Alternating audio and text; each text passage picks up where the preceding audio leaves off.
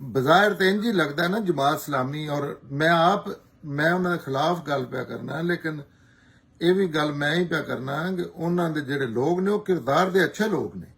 दूसरे आम लोगों नाल, सही ठीक लेकिन पॉलिटिक्स च उन्हों का किरदार जड़ा वो पाकिस्तान तबाह करन च उन्हों का चौथा हिस्सा है,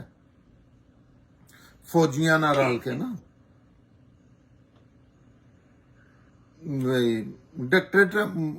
डिक्टेटर पाकिस्तान तबाह किया है ना।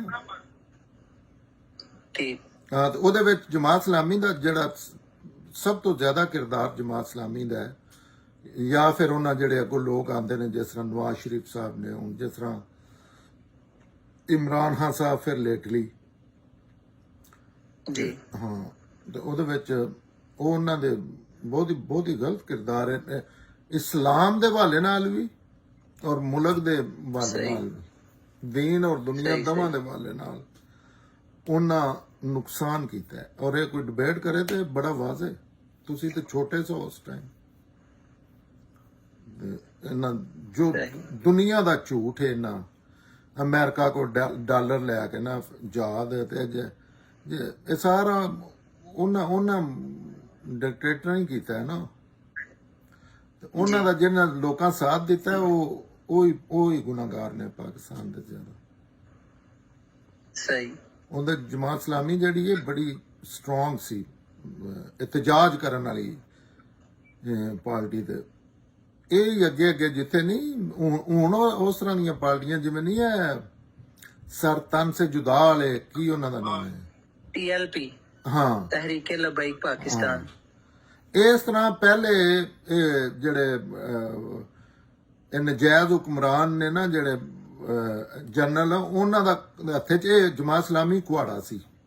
जिस तरह फिर अच्छा हुण TLP जिहदा नाम लिया जे ना ये ने जी वेख्या हुण तो इन्हें कुरान का अगे इन्हां चीज़ां ते रौले पैंदे आन ते हुण वेख्या जे कोई उन्होंने एहतजाज किया, क्योंकि उन्हें मगरों सोच नहीं आन किया,